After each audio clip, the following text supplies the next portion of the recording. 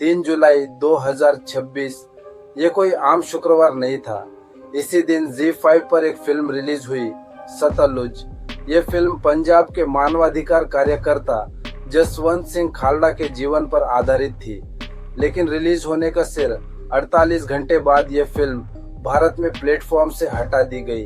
कोई लंबी आधिकारिक घोषणा नहीं हुई, कोई स्पष्ट वजह भी सामने नहीं आई, बस फिल्म अचानक गायब हो गई और यहीं से एक नई बहस शुरू हुई। लेकिन असली सवाल ये नहीं है कि फिल्म क्यों हटाई गई। असल सवाल ये है कि करीब 30 साल पुरानी इस कहानी को लेकर आज भी इतना विवाद क्यों है। क्या ये सिर्फ एक फिल्म थी या फिर ये इतिहास के उस अध्याय की बात करती थी जिस पर आज भी खुलकर चर्चा करना आसान नहीं है। इस डॉक्यूमेंट्री में हम किसी राजनीतिक पक्ष का समर्थन या विरोध नहीं करेंगे। हम सिर्फ उपलब्ध रिपोर्टों, अदालत के रिकॉर्ड और सार्वजनिक जानकारी के आधार पर इस पूरी कहानी को समझने की कोशिश करेंगे, क्योंकि इतिहास को समझना और उससे सवाल पूछना किसी भी लोकतंत्र की सबसे बड़ी ताकत होती है। ये कहानी शुरू होती है एक आम इंसान से, जसवंत सिंह खालड़ा। वे न कोई राजनेता थे, न पुलिस अधिकारी और न ही किसी बड़े संगठन के प्रमुख। वे एक सामाजिक कार्यकर्ता थे। 1990 के दशक में जब पंजाब में कई लोग पुलिस हिरासत में जाने के बाद कभी अपने घर वापस नहीं लौटे, तब जसवंत सिंह खालड़ा ने एक सीधा सा सवाल पूछा, अगर ये लोग मर चुके हैं तो उनका रिकॉर्ड कहाँ है। इसी सवाल का जवाब खोजने के लिए उन्होंने पंजाब के कई श्मशान घाटों के पुराने रजिस्टरों की जांच शुरू की। इन्हीं रजिस्टरों में उन्हें कुछ ऐसे रिकॉर्ड मिले जिन्होंने उनकी पूरी जिंदगी बदल दी। खालड़ा का दावा था कि कई लोगों का अंतिम संस्कार लावारिस शव बताकर कर दिया गया था। बाद में इन मामलों की जांच भी हुई और कुछ अवैध अंतिम संस्कार के मामलों की पुष्टि भी हुई। हालांकि कुल कितने लोग इस मामले से जुड़े थे, इसे लेकर अलग अलग रिपोर्टों और अनुमानों में अलग अलग आंकड़े सामने आए। शायद उस समय किसी ने नहीं सोचा था कि इन पुराने रजिस्टरों के पन्ने एक दिन पूरे देश में इतनी बड़ी बहस का कारण बनेंगे। जब जसवंत सिंह खालड़ा ने इन रजिस्टरों को ध्यान से देखना शुरू किया तो उन्हें कुछ बातें बार बार दिखाई देने लगी। कई जगह किसी का नाम नहीं था, सिर्फ एक शब्द लिखा होता था, लावारिस शव या फिर अज्ञात व्यक्ति। खालड़ा का दावा था कि इनमें से कई लोग पुलिस हिरासत से लापता हुए थे और बाद में उनके परिवारों को बिना बताए उनका अंतिम संस्कार कर दिया गया। उन्होंने अलग अलग श्मशान घाटों से ऐसे कई रिकॉर्ड इकट्ठा किए। उनका कहना था कि सिर्फ कुछ श्मशान घाटों के रिकॉर्ड में ही हजारों ऐसे मामले दर्ज थे। बाद में सीबीआई की जांच में भी कुछ अवैध अंतिम संस्कार के मामलों की पुष्टि हुई। हालांकि कुल कितने लोग इस मामले से जुड़े थे, इसे लेकर आज भी अलग अलग रिपोर्टों और अनुमानों में अलग अलग आंकड़े मिलते हैं। जसवंत सिंह खालड़ा का मानना था कि ये सिर्फ आंकड़े नहीं थे, हर संख्या के पीछे एक इंसान था, एक परिवार था जो वर्षों से किसी अपने के लौटने का इंतजार कर रहा था। इस कहानी को समझने के लिए हमें उस समय के पंजाब को भी समझना होगा। 1980 और 1990 का दशक पंजाब के इतिहास का सबसे कठिन दौर माना जाता है। एक तरफ उग्रवादी संगठन सक्रिय थे, दूसरी तरफ सुरक्षा बल आतंकवाद से निपटने में लगे हुए थे। लगभग हर दिन मुठभेड़ों, बम धमाकों और अपहरण की खबरें सामने आती थी। इन सब के बीच सबसे ज्यादा परेशान आम लोग थे, जो इस हिंसा के बीच अपनी जिंदगी जीने की कोशिश कर रहे थे। सरकार का कहना था कि आतंकवाद को खत्म करने के लिए सुरक्षा एजेंसियों को अतिरिक्त अधिकार देना जरूरी था, लेकिन इसी दौरान कई मानवाधिकार संगठनों ने गंभीर आरोप भी लगाए। उनका दावा था कि कुछ मामलों में इन अधिकारों का गलत इस्तेमाल हुआ। कुछ लोगों को बिना पूरी कानूनी प्रक्रिया के हिरासत में लिया गया, कुछ लोग कभी अपने घर वापस नहीं लौटे और कुछ मामलों में कथित फर्जी मुठभेड़ों के आरोप भी लगे। यही वे आरोप थे जिनकी सच्चाई जानने की कोशिश जसवंत सिंह खालड़ा कर रहे थे।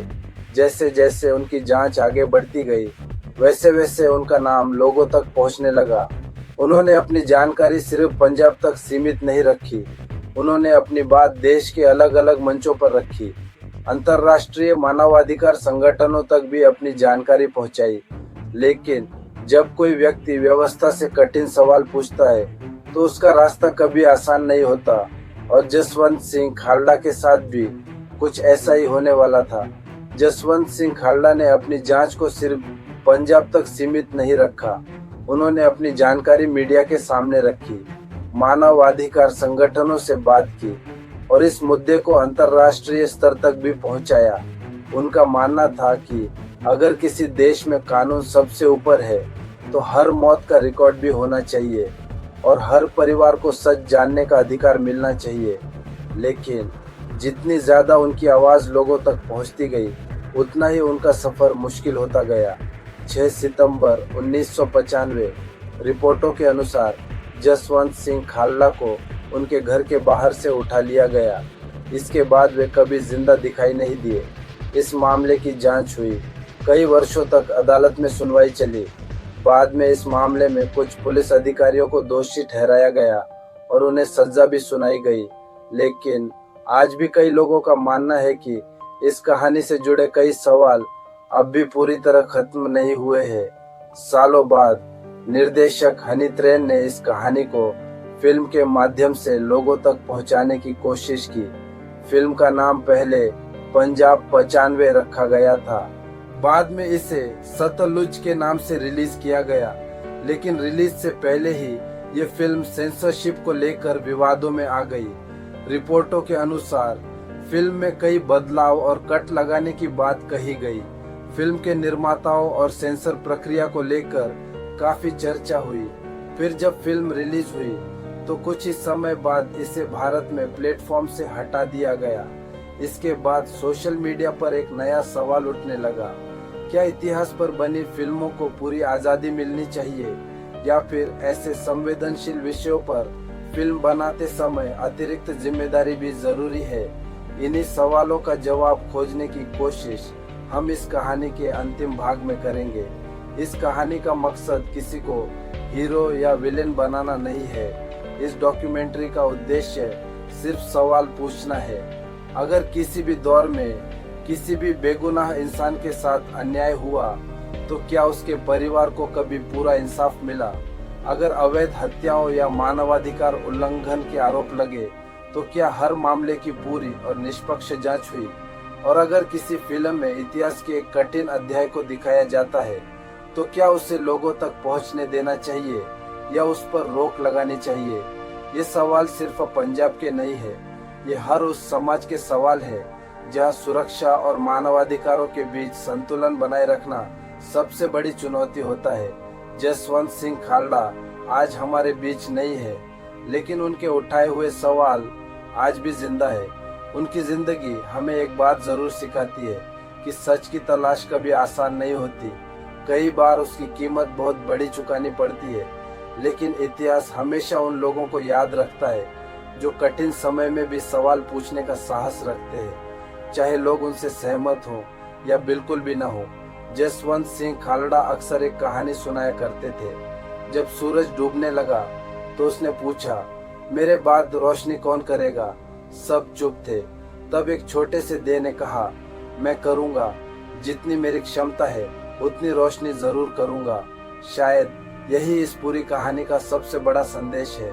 सच को कुछ समय के लिए दबाया जा सकता है, लेकिन हमेशा के लिए छिपाया नहीं जा सकता। इतिहास को भुलाने की कोशिश की जा सकती है, लेकिन उसे मिटाया नहीं जा सकता।